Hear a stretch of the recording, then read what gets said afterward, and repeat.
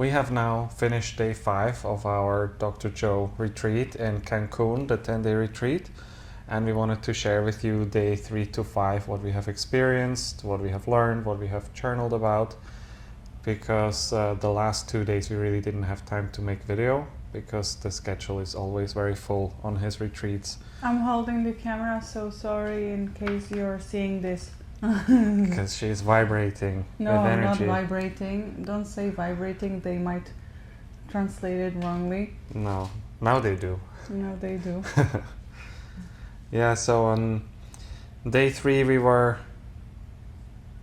talking about the think box and how important it is to really always first, before you start a meditation, you take some time to really think about, what do I want to do in this meditation? What do I want to change? Who do I no longer want to be? And who do I want to be? It's like a mental rehearsal. So the moment we get into the meditation, we're actually able to be present and just execute. I think that it's not only for meditation, these intentions, but you are actually supposed to have intention, or we should have intention, who we want to be in our lives. So that's very important, and be very clear about it. The clearer you are, the better outcomes in life you have, or we have all, right? It's not very comfortable to know that you're going somewhere and you don't know where. It's like, I'm going to New York, but you don't know what part of New York you want to see. So it means that you just walk in New York and randomly go somewhere in New York. So if you will specify where you want to go to New York, what stores, wherever you need to go, then it is easier for the universe, for the divine, to give it to you. Mm-hmm. And of course there's always space for unknown. Not Yes. that we have to have everything planned out, not at all, but that we need to be specific about relationships and everything what we want in life, and especially who we want to be in life. Mm-hmm. Dr. Joe was also sharing that the game that we're all playing in this life is to just accumulate as many things as possible, whether that be money or material things or relationships and friendships, because all they do is they remove the lack of not having it. We feel this feeling of lack, like, oh my gosh, I don't have a good car and I would want to have one, and I feel lack in that moment. And what we do in this work is we move more and more towards wholeness, and when we feel whole instead of lack, we no longer want anything. And that's also the moment the things that we think we want appear. The moment we feel so whole that we're like, why would I even need this? Yes, continue. I just had a healing today, and during the healing, or before already, I felt that Dr. Joe is always talking about vibrating on a very high frequencies, and he's using a board. Can you hold it for a moment? He's using a board, and he has also these diagrams in his books, so you can see it, that the matter vibrates on a very low frequency, and the higher you get, the quicker it vibrates. So you basically can't see things which are vibrating very, very high frequency, because it's like, for example, high frequencies when you get X-rays, right? That's very high frequency. Yeah. And I thought I had this visualization, like I saw when we have traumas in us, when we have some diseases or anything in us, we can picture it as a stone or as something hard and heavy, which vibrates very low, because all diseases are lowering frequency. It's low frequencies. So in case you get your body to vibrate higher on a high frequency by using frequency of love and compassion and gratefulness, and you just connect to the divine in energy higher and higher, it will just become so dense and so like rock, so it's so solid that your energy is vibration, and that is matter, that it just falls out. It's just I saw how it falls away from the body, and it because it can't keep up, it can't hold in matter. in a vibration. It can't hold in energy. It just is matter, these diseases and problems. That's why it's also miraculous healings here in healings, because people just change it in one go. They change the energy of the field and then they change destiny of the matter.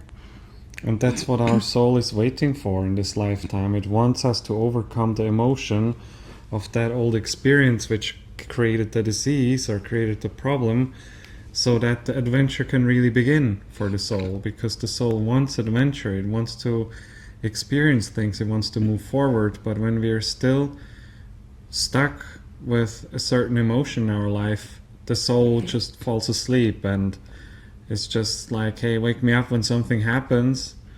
And it wants us to really overcome these old emotions. Mm-hmm. And also some people say, after they had very ecstatic experiences with connection with the divine energy, they say that they always knew that it's there. It's nothing outside of you. You don't have to take any substance, any plant medicine or anything like that, any drugs. It's just in you all the time. We just need to make time for it, to connect with it, to show it our effort to connect with it, because it wants to connect with us all the time. But it also has to see some effort and some energy from us to be willing to connect with it. And then my friend told me, who I met here and who is already connecting sometimes to his very often to his future self. He said, if you want to heal, you have to ask your future self to heal you. You have to command your future self to heal you. You have to say, heal me now. You can't wait for that, because if you don't command, if you don't ask your future self to heal you, it will let you die. It's waiting next to you for your command. That's what he told me. That's how he sees it. So I'm sharing with you because it is very important, and for me it's very cool insight. So I wanted to share that. Because we have all free will. We get to choose if we want to be healthy or not, if we want to be healed or not. It's our choice. Some people want to stay in their disease, and that will be respected by our future self or by whatever galactic beings which might be there. Some people talk about. Yeah. And we were also talking about the pineal gland and the mystical experiences, and we did kaleidoscope meditations. If you don't know what a kaleidoscope is, search for it on YouTube. I first didn't know what it was. It's these beautiful geometric patterns. Like mandalas, yeah. Yes. And we were just gazing on this kaleidoscope and closing our eyes and opening our eyes again, looking at the kaleidoscope, and it puts you in trance. And what was interesting was that Dr. Joe said all these patterns, they have a certain frequency and they are basically a certain dimension, because everything is frequency, everything is information, and these complex geometrical patterns are representing a certain dimension. So while we are looking at the kaleidoscope, we basically travel through dimensions. And it helps us to get into trance, so we can program our body, our mind, for a mystical experience. So we would focus on our pineal gland, which is right up here on the back of our head. We would just focus our attention still on that spot, the pineal gland, because where we put our attention is where we put our energy, and the longer we put our attention there, the more energy we'll get there, and the pineal gland can activate and can release molecules which can create a mystical experience. It can release dimethyltryptamine, DMT, beta-carboline. It basically uses, we are in a meditation, like in a daily life, we are using like the frequency of light for manufacturing serotonin and melatonin. And if we are moving our frequency, if we are making our frequency higher than speed of light, then the light frequency, then we are going to the metabolites of melatonin produce beta-carboline, dimethyltryptamine, and all these powerful anti-carcinogenic things, chemicals. Sorry, I'm already not able to speak because we have almost 10 o'clock. We have 10:05, and we are going to be meditating at 4 o'clock. So door open 3:30, and we are going to be there already around 3 o'clock to get some nice place, because people are already going to be waiting in front of the door. Maybe some people around 2 o'clock already going to be there waiting. Depends how many Germans are in the event. Yeah. What is also important is that we are becoming really conscious of who we want to leave behind. When we're in this week, we continuously need to be conscious of how we are thinking and how we're acting and how we're feeling. And when we have these thoughts that say, oh, I don't want to get up early, I'll probably skip this meditation, or I'm sitting up now, but I would rather lay down. Maybe nobody notices if I lay down. But this is the voice in our heads that wants to stay in the known, that wants to stay comfortable. And we need to have a will that is greater than these programs, these thoughts, these emotions. And we really need to consciously say, no, I'm no longer going to be that. I actually would never think that, because the retreat is costing some finances, and that's why I would never think that. That's why what I sign up for. I didn't go here to sleep, Absolutely, but especially at home.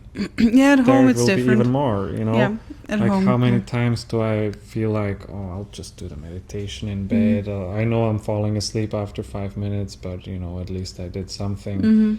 And a greater will would be like, no, Raphael, you're getting out of bed, you're sitting up, and you do the meditation sitting up. And even if you feel like laying down, you stay sitting up, because you're teaching the animal, you're training the animal, your body. So back to the event.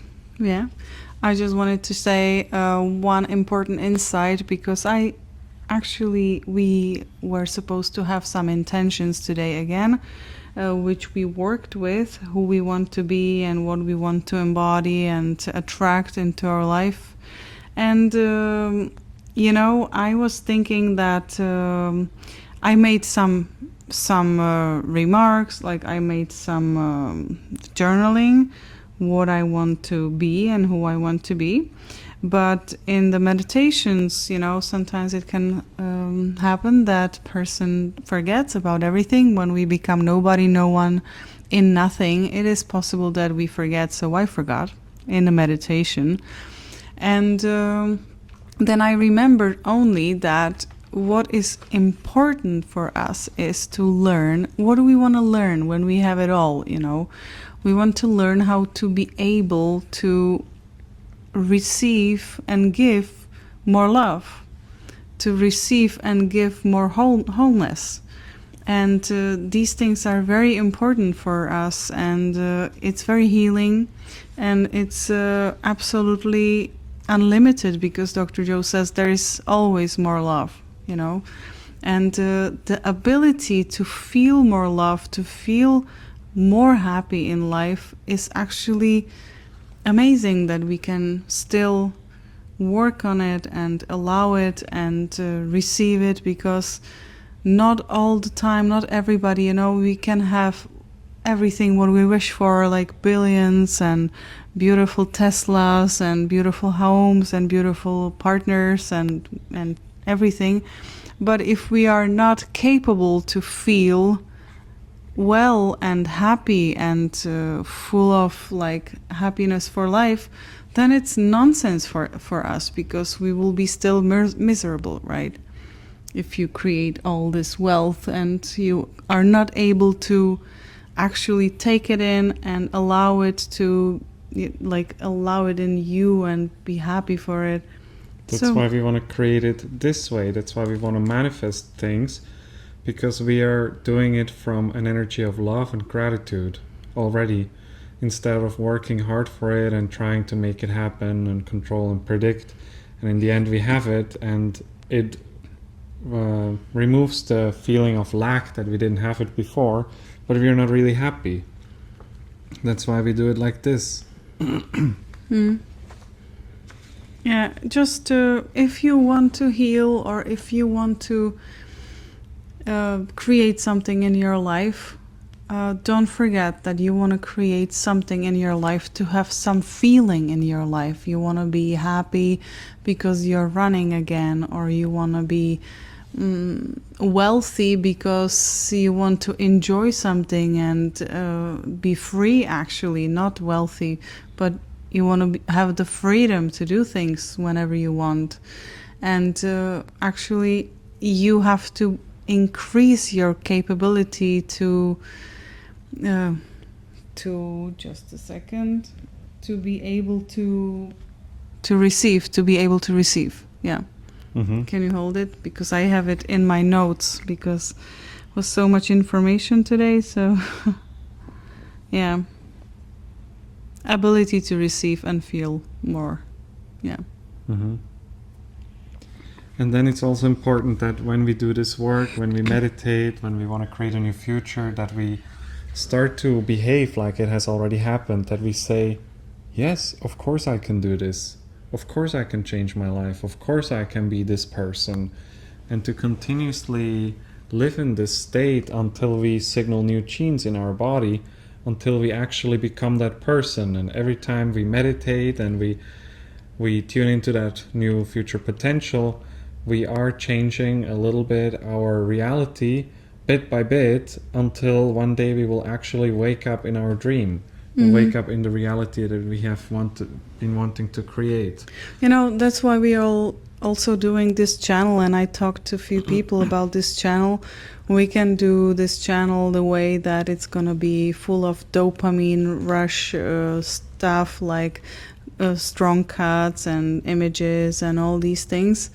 And it's absolutely super cool. I sometimes watch these videos, but we wanted to create, for example, this slowly building community, which really is people who have attention span which is longer than like 3 minutes, you know, who want to just sit, have coffee, and just stick with some topic longer and give their brain a rest, you know, not only just you know, when I scroll through Instagram, I can see like hundreds of videos in a like 30 minutes, and then my brain doesn't remember anything, you know, or it remembers everything, but I don't remember consciously anything. And it's really good because then it's subconsciously programming us, and we are not capable to distinguish between programming and you know, subconscious programs which are there, and it's dangerous. So we wanted something calm for people, and we wanted something which is not going to sell first-hand dopamine things. Otherwise we related. just contribute to the problem that we're already having.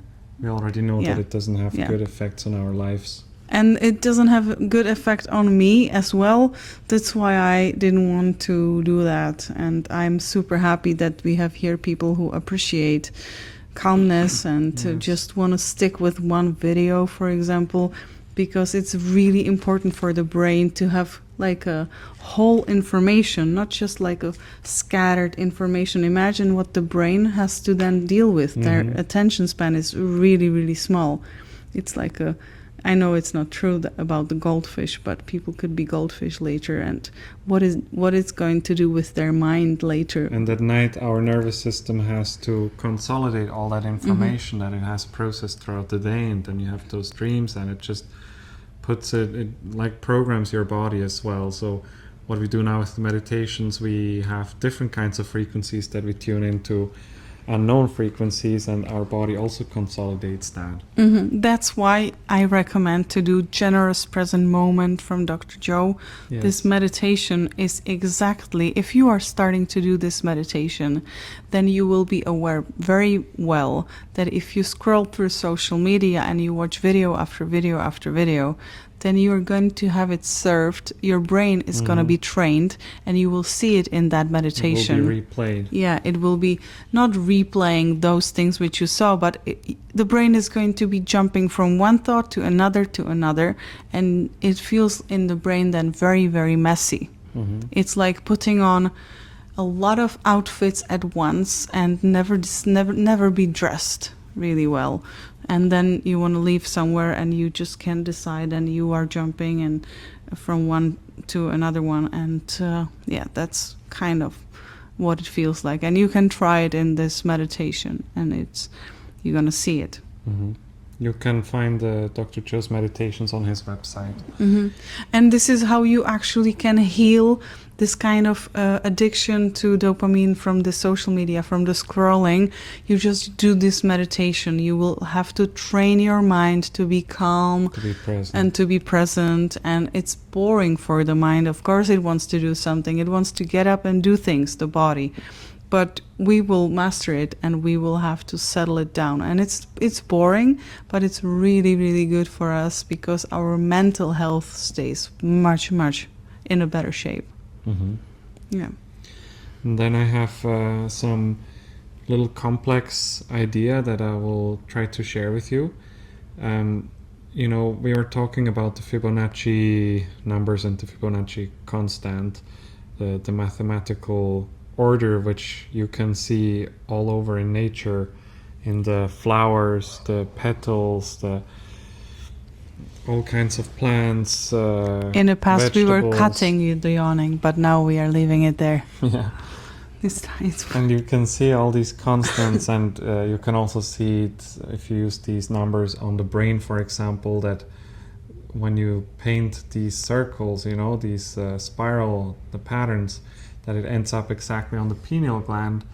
And what Dr. Cho was saying is something that I haven't heard before, is that when we are living in incoherent frequencies, incoherent, which means high beta, we are still stressed, we're jumping from one thing to another, we are not like focused, the social we are media. survival mode, we hate, we judge, we are scared, complain, and we are fearful, yes. And this is incoherent signals that our body is having. And on the other hand, when we are moving more towards our heart and up, then we start to become more coherent. We feel love, we are grateful, we are kind, we are caring, we are in ecstasy, we're in bliss. And this creates a very coherent signal. And it also creates the patterns, you know, like the kaleidoscope or the mandala. All feelings, all thoughts create a certain frequency, and this creates a very coherent frequency. And Dr. Joe said that when we are not living in coherent frequencies, that the body is not anymore aligned with nature. It doesn't cooperate with nature, it doesn't coexist with nature well. That's why a body is eventually decaying when it's still incoherent. Because you can look at all the things in nature, you know, a pineapple, a cauliflower, they all have these geometrical patterns, this order, this coherence.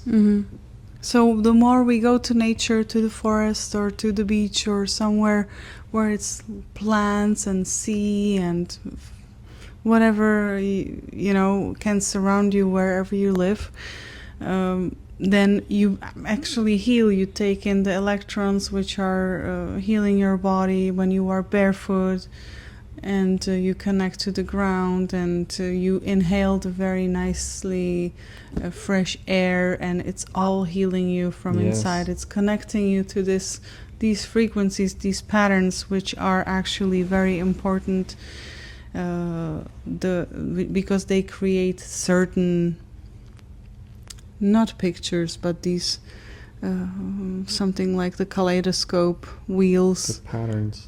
What did he call it? Like, he calls it not patterns. Yeah, could be patterns. Yeah, also our heart is making beautiful patterns when it's like the heart frequency, when it's projected to the oil. you know, and it's just The vibrates the heartbeat, oil. if you would put the heartbeat on top of it, some like a little bowl of oil or water, the Stethoscope, yeah. the movement of the heartbeat creates Beautiful. waves and yes, beautiful coherent frequency if the heart is coherent. If the heart is not coherent, if it is stressed and in survival, then it doesn't create these beautiful patterns. It looks like snowflakes. Yes, A little bit like the very, very snowflake patterns. complicated snowflakes.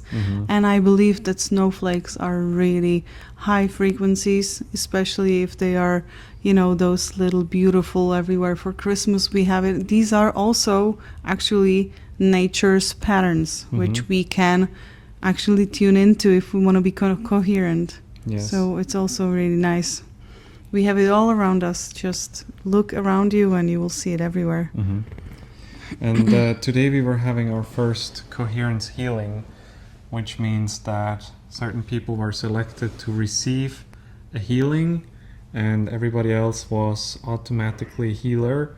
And the way it works is that the healees, the ones who receive it, are laying down, and the healers they're going to be 8 for each healee. They're going to be around them, and they just basically stretch out their hands and allow the energy, the universal energy, the coherence, the love to flow through their hands, so we can change the patterns in the field. And this is something that I also wanted to say, that all disease first exists in the field. We all have like a blueprint or a hologram of who we are, of our body in the field. And around us. And that hologram already contains the disease before the disease appears in the body. And what we do is, when we tune into love and we do these coherence healings, or also when we do the meditations and we change, that we are going to the blackness where we're from, to the unknown, and in there we're changing the hologram. We are interfering with the frequency to change matter. That's what you can do too. Because once you change the hologram, which maybe would reflect the disease in a certain person, after you change that hologram, the disease will just disappear in that person's body. Because the body will become a new body and the diseases are existing in an old body. Yes. That's it. You're literally somebody new. And it's like I said, what I saw, like it's, you make your frequency so high that the matter, which is heavy and dense, and the disease, and it's not flowing, it's dis-ease, not ease. So it's just falling off because it's not able to keep up with the higher frequencies. Yeah. So it's here very inspiring, and the retreat, it's also very, very intense about time. So we have to really choose wisely. We have to be very present to not speak to people too long, even though you want to speak to everybody here, because everybody is really super nice and super open. We have to be focused about what we want to eat quickly, because then you have to also digest everything and take some time, integrate everything, and take time off before you get another teaching. Where you learn a lot of new things again, and then we are part of the study, as I said, where today they drew our blood again from here, from our finger. I have a little prick, they call it. Yeah. And it took some time too, so we have to really be conscious about that and prioritize ourselves, you know. And today I was, for example, standing in line before they open door to the ballroom, to where we sit, where we have like a seating order. I can show you seating order for tomorrow, for example, because we have teams, and these teams are actually always changing and switching seating orders. Oh my gosh.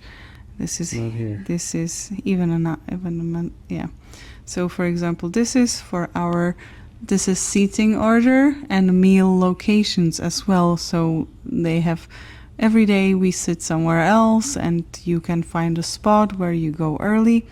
And I was standing, for example, in line for 40 minutes, and people are leaving their baggage in front of the door, and then they are like, it is associated with that they stay there even though they are not there, but then they enter the room before me, and my 40 minutes of trying to get a nice spot is gone, and then I have to deal with the fact that, okay, so I let go, I have to be calm, I have to go somewhere else and just integrate and look at the palm or at the sea or somewhere at the sun if I have a little moment to just, because people are amazing and nice, but some people like to be very early somewhere, and everybody has their own needs, and we all have to somehow coexist and respect each other. So.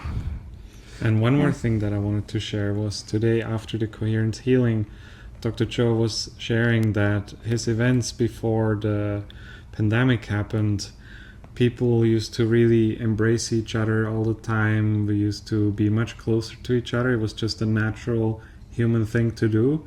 And he was really sad to see that after the pandemic, people unlearned to hug each other. They unlearned to shake each other's hands when they introduced themselves. And he said it really moves him when he sees when people start to do it again, because we were really conditioned for 2-3 years to not do it anymore. And I can totally see the difference between the events for the pandemic and now, where people, they don't even give you the hand when they say hello, when they introduce themselves. I have barely given anyone hugs on the events since the pandemic, and now he will probably start to just showing.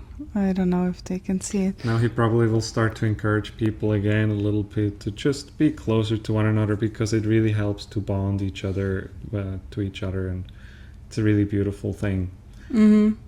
It's really cool, because here I see something or somebody's next to me at the, imagine you're in a restaurant and you just walk up to somebody eating and say, hey, hi, how are you? You were in this testimonial, or you're this superstar, you were in a movie, the source, Dr. Joe. You're from YouTube. You're from YouTube, and you do this and that, and those people just talk to you, like they kind of like know you. But I can't imagine to do this anywhere else, but it would be so cool. You can just start to talk to somebody in the elevator, or when you're standing in line, or line in the toilet, or or anywhere. You just talk and you connect immediately.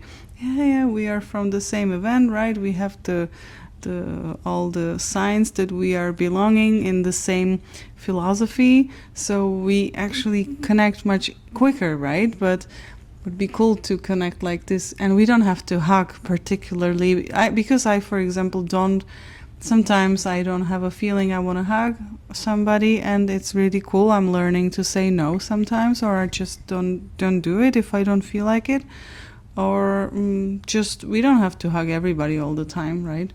Just when it feels right. Just when it feels good to me. And also, a lot of people were giving us compliments for the shirts. The thank you, I love you shirts, which we're having also linked on this YouTube channel. They really like the idea, and they like to read it, and it makes them feel good when they just walk by and they read I love you. Yeah, one guy yesterday came to me, thank you for having this shirt on, it makes me happy. And he was like this normal looking, a little bit overweight older guy, and he just was super happy to see my shirt. I was just making my tea. I didn't really notice that somebody looks at me or something, because people have a lot of messages on the shirts here, and he's like, thank you, it's really cool, I like it so much. And he was so happy. Imagine a guy who is like 55 or 50 and who looks like he works somewhere on a construction site, and he's just super happy and sharing with me how it made him happier, you know, when I have this Yeah. shirt on. I So also hear a lot of these feedbacks. yeah, I'm They all still. say in the front, thank you, and in the back they say, I love you. And the idea was to just change the energy and the frequency of the water in our body, because our bodies are mostly water. So we basically bless it with gratitude and with love, and the people around us that are going to read the messages are also, yeah, they might say like, Yeah. wow, I really need to read this today. I use our mug all the time here, all the time. I have the mug with thank you, I love you, and with the painting, which we have this on this side, and we have it also in our logo. It's my painting, actually. It's my painting. And yeah, so it's not some artificially created AI thing. It's it's handmade painting with Yes. love. And it's a meaning connection of two energies, masculine and feminine, female and male Mhm. energies. And yeah, I use the mug all the time here because I make them. It can keep your things, your drinks cold, or it can keep it warm For really, really long. for really, really long. Like Mhm. overnight, I had it cold when we were traveling. I needed something cold. And it stayed overnight. Also, I put their ice, and it just stays overnight Mhm. when I needed it. So it's cool. Yeah, check out the online store. It's linked below this video. And thank you so much for tuning in again with us. It was a lot of sharing today because we were sharing 3 days in one video. And tomorrow morning we get up very early, so we'll go to bed now. Yeah, we'll sleep like 2 or 3 hours. Yes. Thank you so much for being here.